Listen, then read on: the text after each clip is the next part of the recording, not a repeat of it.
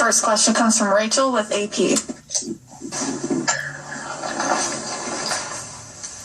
Governor, I'm hearing from people who have gotten their first dose of the vaccine, but were told they couldn't make an appointment for their second dose, and they're running into numerous roadblocks trying to ensure they can get an appointment somewhere that offers a vaccine from the same manufacturer.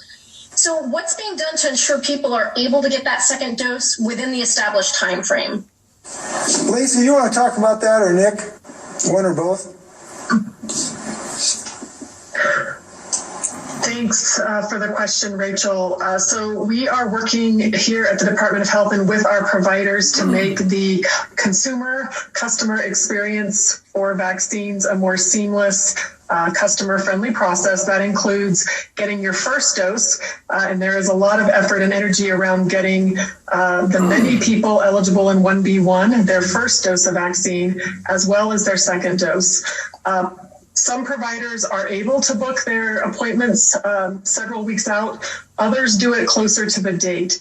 And so, that could be through a recall system where they will send you a text or email. It could be also through the phase finder system or otherwise. So we encourage, whether you are working on your first dose or second dose, please be patient. We know that Washingtonians are eager to get vaccinated. We want people to get vaccinated as quickly as possible. With the supply chain limited, the providers and we are facing these challenges with overwhelm of registration systems compared to the supply of vaccine that is coming in. And so it's taking some extra tries, both on the provider part and on the public's part.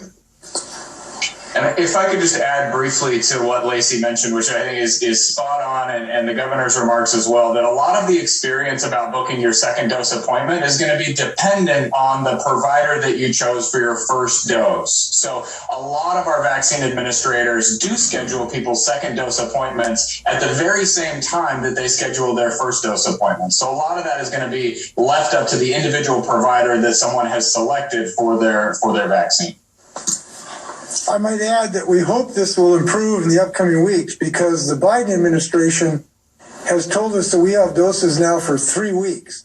This is really important because up till now, we have not been able to give people predictability more than just a few days ahead of time as to what doses would be coming into the providers. So with this increased level of predictability, we hope that this will allow providers to be a little more confident in their scheduling moving forward.